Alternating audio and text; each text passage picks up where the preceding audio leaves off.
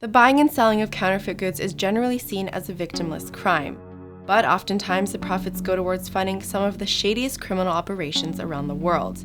This is the story of the hidden cost of buying counterfeit goods.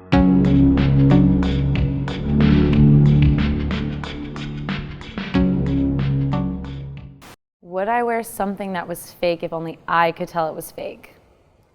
Well, yeah. Would I ever buy fake stuff? No. Absolutely. If nobody else can tell, then you get away with walking down the street with a really cool bag and you're like, yeah, I paid $12 for this and it looks like it's $5,000. Fuck no. Can I say that?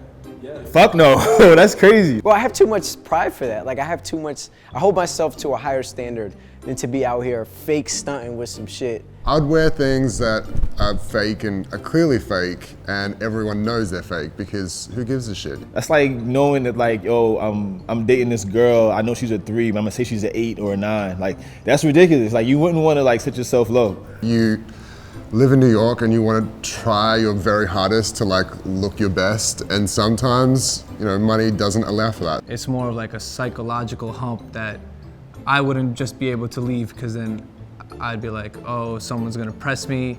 Like, and then another thought is like, why am I wearing this shit? Shouldn't have just bought it. And then I'll go down a rabbit hole of like, basically leading to, Rich, you're an idiot. You shouldn't have done this. Subconsciously, it fucking gets to you. Even if it hasn't gotten to you yet, it's gonna get to you. And you're gonna see it's fake eventually. You're gonna dream about it being fake. It's gonna fuck you up, and like, you just shouldn't buy fake shit. Like, if you can't stunt, stop trying to stunt. Don't buy fake shit. Like, easy.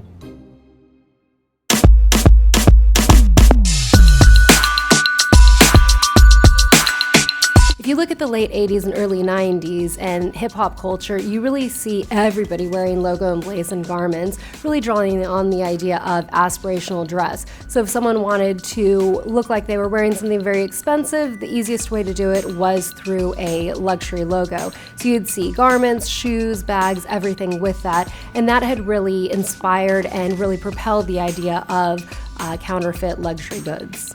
According to the International Anti-Counterfeiting Coalition, the total projected value of the global trade in counterfeit goods in 2015 is $1.7 trillion. Footwear is the most commonly replicated category, followed by apparel. Collecting has changed a lot for sneakers, for just the culture. You know, we got more opportunities now to get things that we've never had before because of the internet. A lot of those joints are fake, so it's a bootleg market. And like you bootlegging the boosters. That's some shit. You sons of bitches. I've been burned. Yes, I have been burned. There was this one time that I did buy something from Amazon, but they were fake Huaraches, the Yeezy colorway. I ended up going to a consignment store and telling them that it was real and selling them and actually making my money back for it. I'm fucked up for that, but I hate fake shit. There was a time that my aunt from Venezuela bought me fake Chanel, and it had like the fake like card and everything, and I was like super pressed. It was like in high school, I was a freshman, so I thought it was like cute walking around in fake Chanel. So my mom pulled me aside and was like, yeah, this isn't real, like regardless of what she says. So that was kind of like, yeah, I'm not taking that chance again. There's that guy Yeezy Busta, and he calls out people who have fake Yeezys, right? And so, you know, he's looking out for the community. So there's a lot of resources that are out there. I just think a lot of people don't realize that, and so that's when they kind of get got. Right now, Adidas and Kanye West Yeezys are the most popular and recognizable sneakers on the market. But with popularity comes fakes. Yeezy Busta has built an Instagram following of over 160,000, primarily by calling people out for wearing fake Yeezys.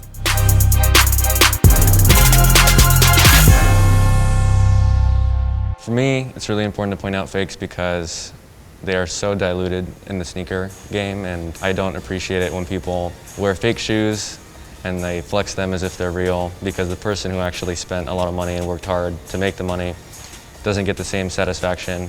It's not that the consumer isn't paying attention, it's that the consumer is being duped. But you gotta know what you're doing, because you could get some fugazi joint out there if you don't know what you're doing. You gotta be around to really know what's the authentic joint. So first and foremost, when you're looking for a pair of Yeezys, the first thing you got to look for is the quality. If you see that there's a bunch of stitches coming out and the shoe just doesn't look like it's made the correct way, then they're fake. One thing to look for, that's the most common thing in fakes, is that they cannot match the correct pattern.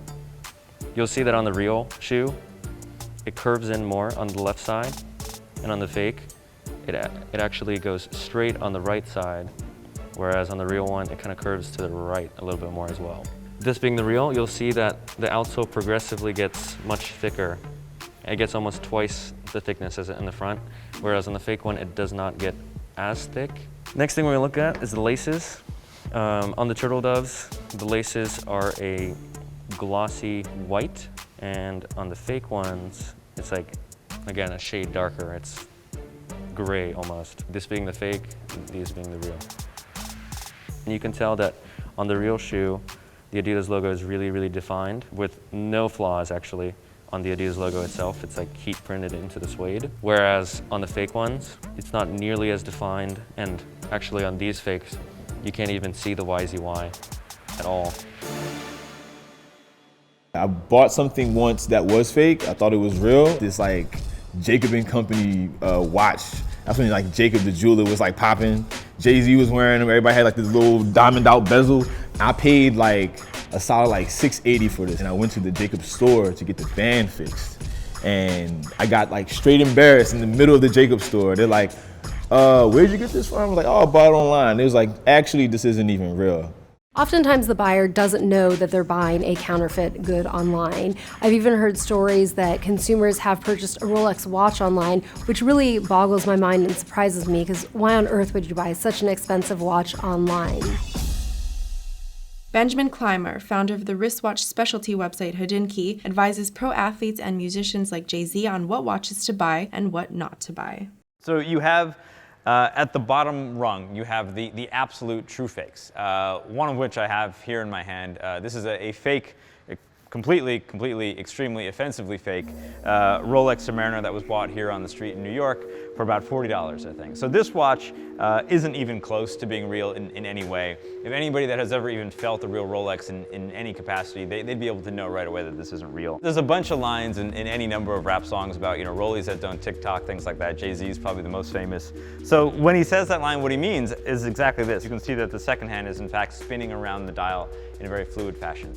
Something else that you can tell quickly beyond that, being the most obvious, is that many Rolexes have something called a Cyclops date window. So you can see there's actually a magnification lens above the date window. And if you look at the Cyclops window of the fake Rolex, and then you look at the magnification window of the real Rolex, you can see that the one that's real has probably a 3 to 4x magnification aspect, whereas the fake one has, I would say, 0. Every gold watch that has ever been imported to the United States, or really any country, has an import hallmark, which is really just a stamp on the inside or sometimes the side of the case. And so if you look for that, you can actually see that this has a hallmark, 1, 2, 3 different hallmarks on the back of the lugs of this gold watch.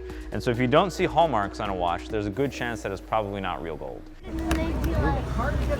Oh, here we go. Oh, what a Rolex. Are these old Rolex right here? It's for a Christmas gift for my girlfriend. It's nice. You said this one. Yeah. How much? Yeah, how much? Woo! Woo! 75, make me have a heart attack. To get a better understanding of what it was like to go out and buy a counterfeit item for ourselves, we visited Canal Street in Manhattan with a hidden camera disguised as sunglasses, where we quickly were able to find someone selling an endless amount of fake items. Handbag, watch it, sunglass, jewelry. Okay. Handbag, we have Louis Vuitton, Coach, Chanel, Gucci, Prada, Tory Burch, Michael Kors, Celine, M&M. The supply chain is not necessarily that lengthy. It goes from manufacturer, and then the manufacturer has shipping contacts to come through container services that come into this country and I'm sure other parts of the world. It goes from there to an individual who then offloads the containers and then from there brings them directly into areas like Canal Street, other parts of Manhattan, other parts of the country, where they then go to street dealers and or the end line distributor. Quay here, couple minutes, okay? Quay here, okay? Yeah, where are you going? We're right here, that's it. That was so far. Essentially, landlords often bear the brunt of significant punishment in these type of counterfeit cases because they're the ones with the deep pockets. The individuals who are selling the counterfeit goods are often here illegally. They make bail or they're released usually on their own recognizance and they disappear. Yet the landlords have the brick and mortar and they're stuck there. They have the deep pockets for municipalities to go after and penalize them with large fines, sometimes as much as $20,000. One way for the sellers to avoid this is to not operate out of a storefront. Guys, and told us Wait. Yeah, have a seat right here. They come right out.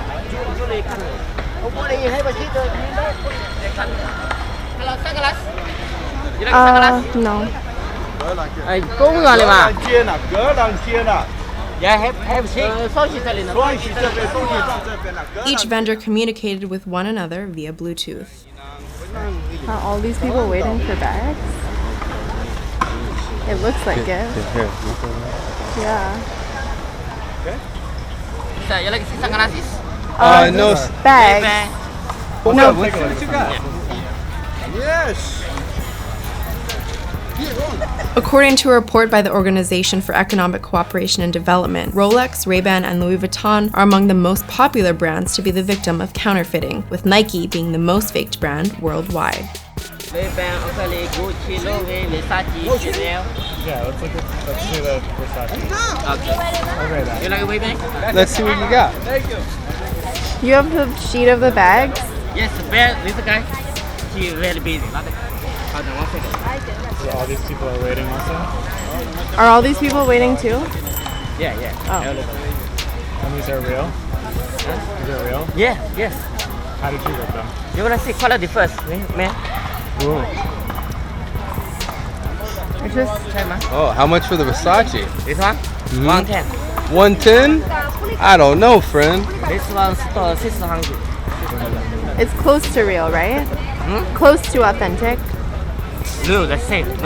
Look. When we saw the merchandise, it was clear just how fake it all was. The quality, weight, and overall finish of the items was incredibly cheap, despite the seller insisting that it was authentic. This is jewelry. I like it, jewelry. Yes. Ooh. Oh, nice. This is not real, right? Huh? How much you like it? You like it, I give good price. Let's see what else you have. Louis, Gucci, Versace. What kind you need? Can I see the Louis? Yes. You might bring something home. Cool, very cool. I think these are can't miss for me. How much are these? 60. 60? Okay. And We want the bag. we came here for the bag. Want to see the bag? Yes. What kind of bag? No, keep it. What if No, let me- I gotta go get Do Cat. you have Celine? We'll come back. Or no?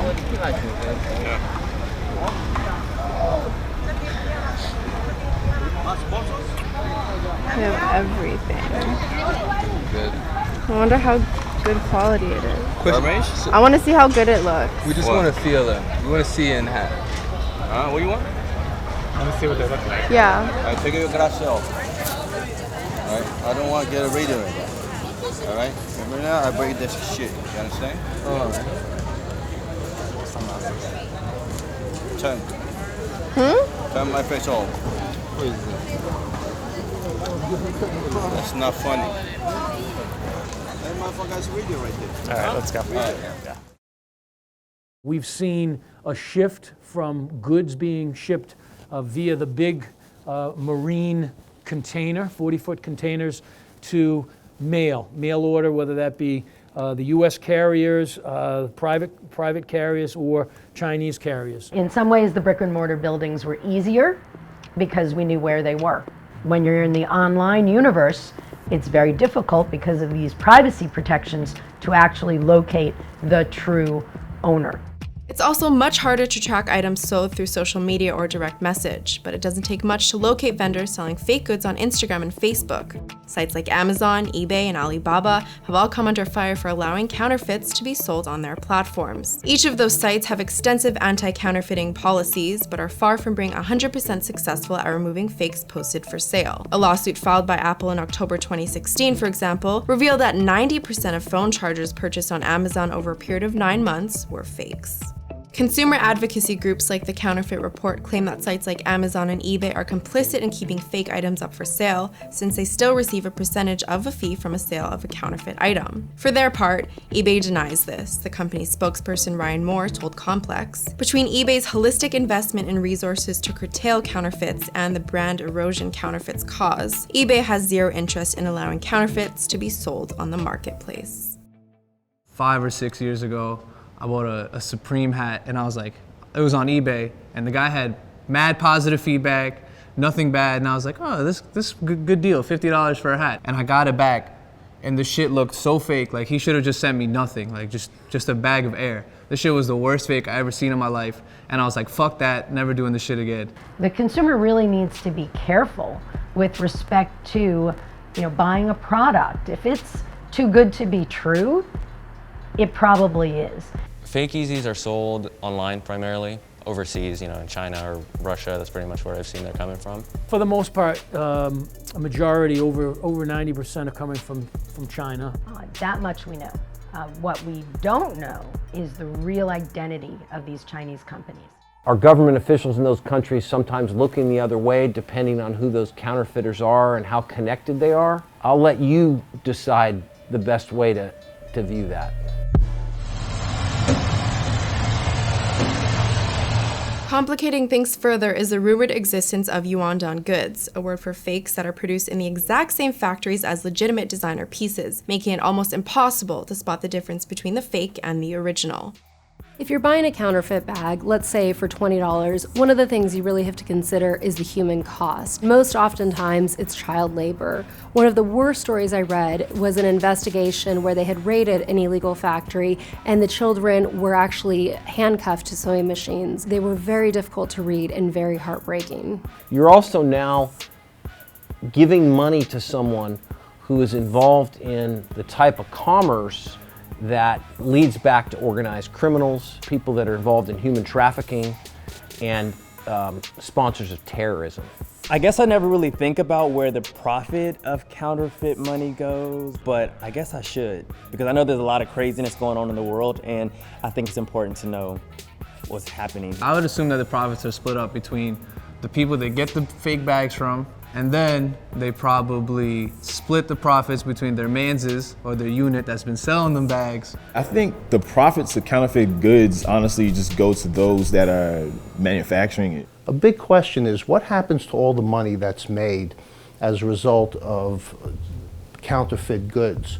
Well, of course it goes into people's pockets to spend as they choose, but a lot of it is then funneled into things like the sale of drugs, the backing of certain terrorist activities.